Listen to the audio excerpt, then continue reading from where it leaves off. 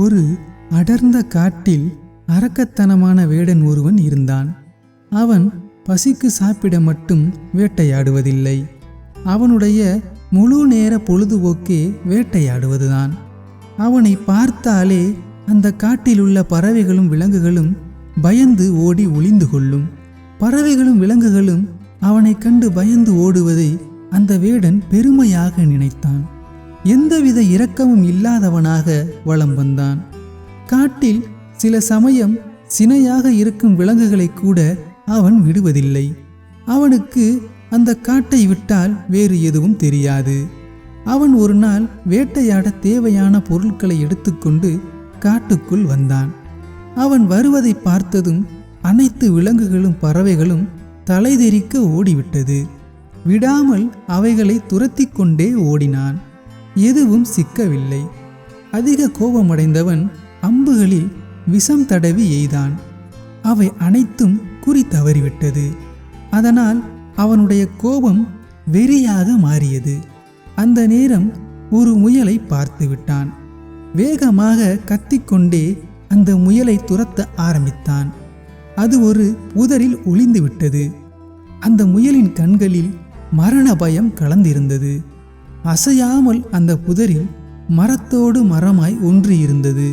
வேடன், முயல் இந்த பக்கம்தானே வந்தது, எங்க போச்சு என அந்த புதரையே சுத்தி சுத்தி வந்தான். தன் கூர்மையான பார்வையால் முயல் புதரில் ஒளிந்திருப்பதை பார்த்தான். அந்த முயலை நோக்கி கல் ஒன்றை எடுத்து எறிந்தான். அந்த கல் முயலின் பின்கால்களில் பட்டது. எப்படியாவது தப்பித்து விடலாம் என முயற்சித்து ஓட முடியாமல் வேடனிடம் மாட்டிக்கொண்டது. அந்த முயல் சினையாக இருப்பதை வேடன் பார்த்தான். இருந்தாலும் எந்தவித இரக்கமும் இன்றி அதை சமைத்து சாப்பிட எடுத்துச் சென்றான். அவன் அந்த முயலை வீட்டிற்கு எடுத்துச் செல்லும் வழியில் குட்டி போட்டது.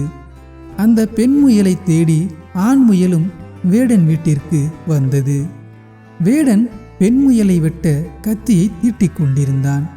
ஆண் முயல் வேகமாக வந்து அந்த வேடனின் அருகில் இருந்த தன் ஜோடி பெண் முயலை அவளிடமிருந்து தள்ளி வைத்துவிட்டு அந்த இடத்தில் ஆண் முயல் வேடன் அருகே போய் நின்றது. அவன் எப்போது கத்தியை எடுத்து வெட்டுவானோ என்ற பயத்தில் தீட்டிய கத்தியை ஒரு பார்வையும் தன் ஜோடி முயலையும் தன் குட்டியையும் ஒரு பார்வையும் பார்த்தபடியே கண் கலங்கியது. பெண் முயலும் தனக்காகவும் தன்னுடைய குட்டிக்காகவும் ஆண் முயல் உயிர் தியாகம் செய்ய போவதை நினைத்து கண் கலங்கியது. அந்த வேடன் இரண்டு முயலையும் பார்த்தபடியே உறைந்து போயிருந்தான்.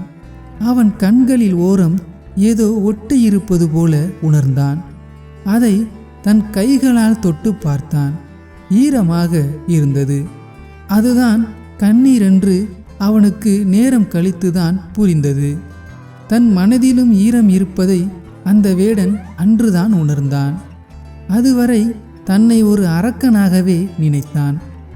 ஆண் முயலின் செயலை பார்த்து மனம் இறங்கி அந்த இரண்டு முயலையும் குட்டியையும் காட்டில் கொண்டு போய் விட்டுவிட்டான். அன்றிலிருந்து காட்டில் இருந்த பழங்களை மட்டும்தான் சாப்பிட பழகிக்கொண்டான். கொடிய அரக்கனும் கருணை கொள்வான் தியாகத்தால். இந்த கதை உங்களுக்கு பிடித்திருந்தால் தயவு செய்து சப்ஸ்கிரைப் பண்ணுங்க, சப்போர்ட் பண்ணுங்க. நன்றி.